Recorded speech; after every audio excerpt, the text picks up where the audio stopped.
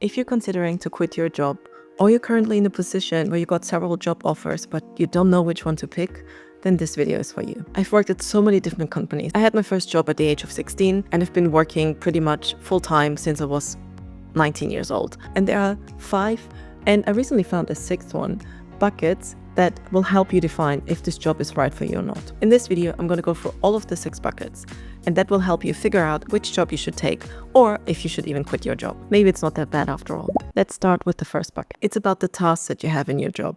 Not every single job is going to be perfect. There will be tasks that you enjoy and there will be tasks that you don't enjoy. Personally, for example, as a UX designer, I really enjoy doing user research, but I don't enjoy so much to do the pixel pushing because I've designed so many style guides over like the last 10 years that I've been a UX designer, and it's fun, but it's like, it's numbing my brain because I've done it so many times. It's so automated. It's not challenging anymore. Maybe for someone else, this task is super exciting, but it completely depends on you. Do you enjoy those tasks? Do you want something more challenging? Or are you happy to do something that you're fully capable of doing, you're very confident in it, and you don't always want to have another challenge? Maybe also the tasks are too complex. Maybe you're not feeling secure yet and you need a little bit more of hand-holding when you start that job or in your current job. If you feel stupid all the time, it's also not right. If you're in a role where you've been there several months and you feel like it's never clicked, then maybe it's also not right for you. You will need to find the balance between like, okay, I can figure these things out. I have full control over these tasks. And maybe there are a couple of tasks that I need a bit more guidance in. But overall, you should not feel stupid and you should also not feel like you're the only one who knows everything. That first bucket is not really the most exciting one because that one, if you apply for several jobs, the tasks are most likely going to be very, very similar.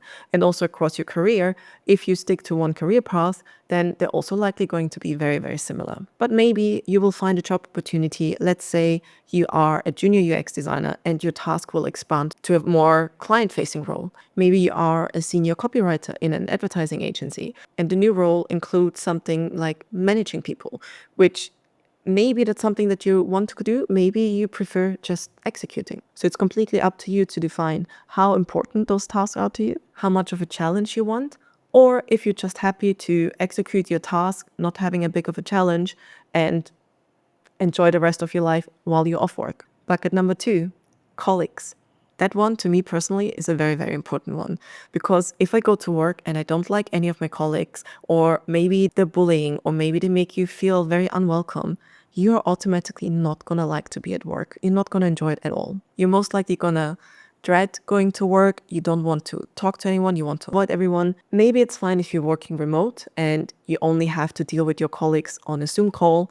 But if you go to the office all the time and you have to deal with them all the time and you cannot avoid them, I've also seen that colleagues bucket compensate for all of the others. I've been at companies and I've had friends where all the other buckets were a bit like halfway filled or even less, but the colleagues bucket was so amazing that people stayed longer in the company simply because they enjoyed spending time with their colleagues. Do you enjoy sharing lunch with them? Do you dread the potential of bumping into one of them in the kitchen while you go grab a coffee? Maybe there are some office lunches and you just don't want to go because you don't want to have conversations with the people because they just have a very different opinion to you. Or maybe there's just one colleague that you really don't like to see, but you're really happy with all the other colleagues. So when you're not sure if you should keep that job, colleagues is something that's not really in your control. And also, if you're considering to get a new job, you don't know your colleagues yet. Maybe you've met a few people in the interview, but you don't know if those are the people that you're going to work directly with, and you don't know who else is going to be in the company. So this can be a little bit of hit and miss. If you don't like your colleagues, maybe there are ways that you can avoid them, like, for example, by working remotely. If you do like your colleagues, maybe you can stay in touch with them even after you quit your job. But one tip I can give you, no matter how well you might get along with your colleagues, they shouldn't be the reason why you stay in that job. I mean, of course, it depends on you, what your career goals are, etc. But also if you just stay in the company for your colleagues and it's a little bit of people pleasing and you neglect yourself, because your good colleagues, the ones that are happy for you to succeed and move on, they will stay in touch with you. I've worked at companies where I'm still in contact with some people, even though I left like 10 years ago. I worked at companies where I never met any of my colleagues again. Either way, if you decide to leave, stay in contact with your colleagues. Don't burn any bridges because you never know what this connection might lead to. And as they say, your network is your net worth. This colleague might also help you find another job, or maybe they're going to be the reference that your future employee is going to call. The third bucket, which used to be quite important for a lot of companies back in the days, I think remote work has made it a little bit less relevant, is the location. For example, if you have a 2-hour commute and you have to get up at 6 a.m. to be at the office by 9, maybe there's no public transport and you have to go there by car and you're going to be stuck in traffic, or there is public transport, but then it means you're like a sardine on the tube every single day on the way there and on the way back. Maybe your commute is literally rolling out of bed and onto your desk. One of the companies I worked for had a branch in the UK, which is where I worked, and another branch in the Philippines. And because of that, there were a couple of calls in different time zones, which could have been very tricky. And there were calls that were actually at 6 a.m. UK time. And it didn't happen a lot, but it happened like every 1 or 2 months. So I would literally have an alarm at 5:59 and I would open my laptop. I would already have the link prepared so I can just click on that call and I would tap the camera off and I would just have the laptop next to it. And if there would be anyone saying my name, I would just like quickly unmute and say something. But in reality, I was still in bed. I wouldn't have had brushed my teeth and I was just drowsing. Again, it didn't happen a lot. The advantage was because I started at 6 a.m. and technically after the 8-hour workday, it would have been like 2 p.m. when I finished, but still it was something that I'm not a morning person. So if that's something that you have to do in your job and you go completely against it, then maybe that's not for you. Maybe you don't mind having calls like this. But again, because that commute, because they gave us the flexibility, we didn't have to go to the office at 6 a.m. to have that call. I could literally have that alarm at 5:59. So that kind of compensated for it, but still, it wasn't ideal. The next bucket is the bucket of reputation. What's the reputation for you and for the company? For example, if I tell you that I work for Google, like you will probably think like, oh my God, this girl works for Google. Unfortunately, I don't. But if you know anyone at Google who might look for a UX designer, like please put me in contact. Or if you say like you work for Apple, for example, like you kind of like that feeling. You want to be like, you would love to put that company on your CV.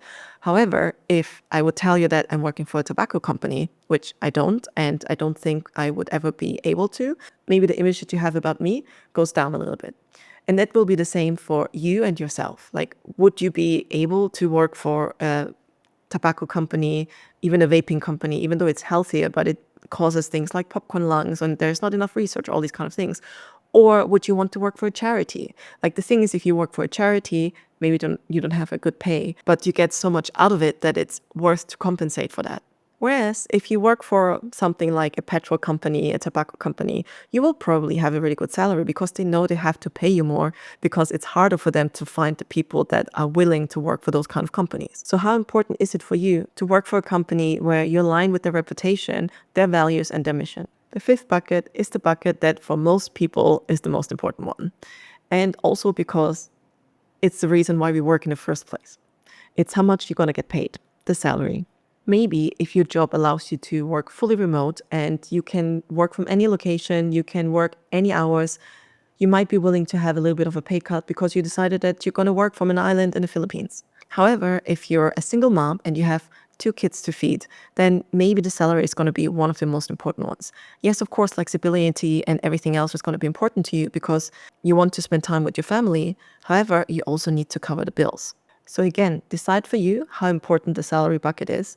Also, I always recommend that you know the minimum that you want to earn.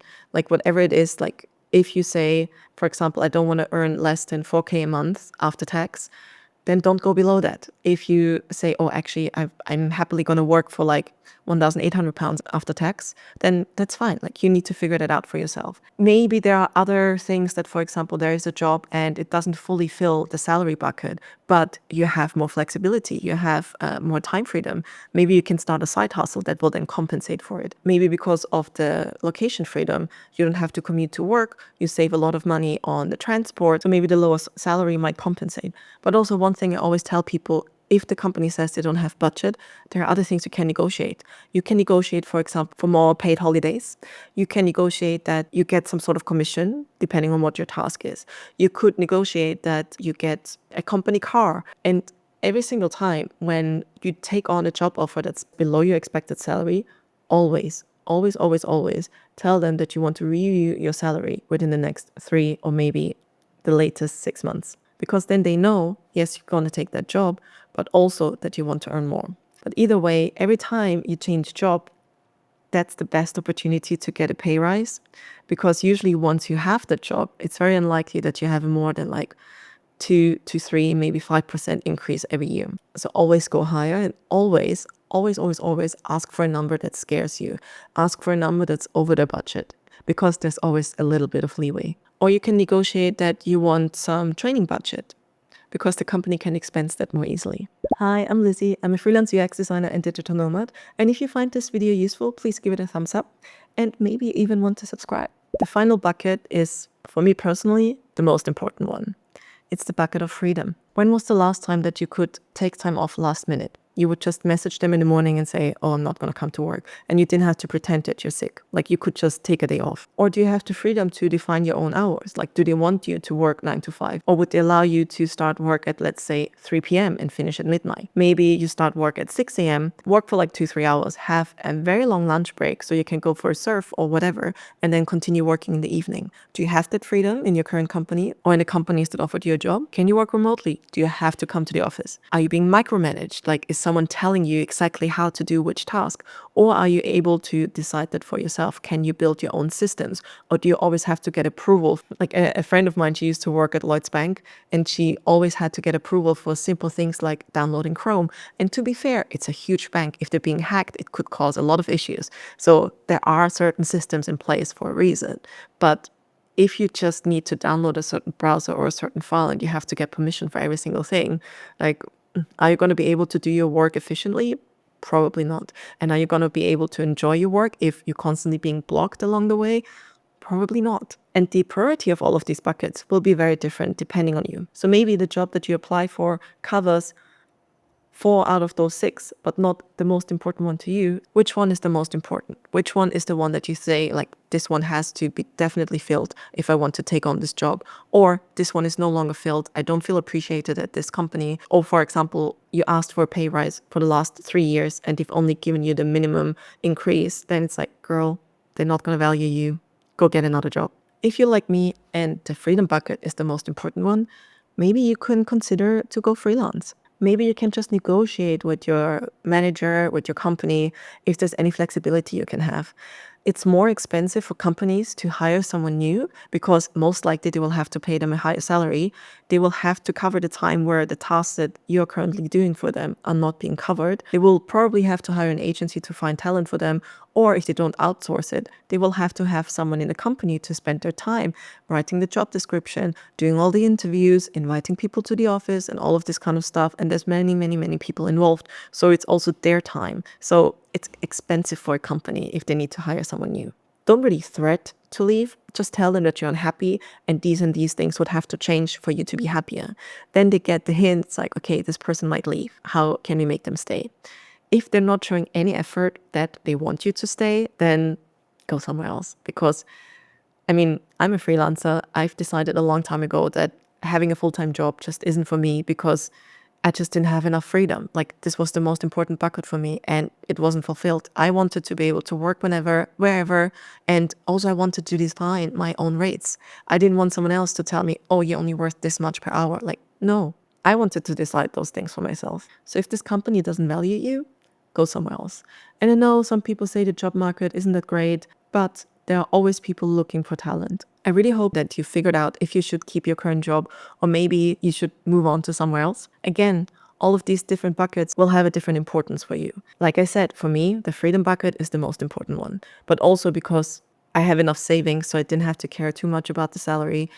I have a role where it's very likely that they allow you to work remotely, so the location independence wasn't that big of a deal for me. Reputation, I don't mind too much as long as I'm satisfied with the work that I deliver. But maybe you're someone who wants to have a good reputation, have a big impact, and want to work for a charity and do something good with their time. Maybe you're someone who just wants to have a good time at work and you want to have great colleagues that you can meet every day. Overall, I would say that if you have 3 out of those 6 buckets ticked, you're probably in a good position because it's very rare that you'll find a job that covers all of them.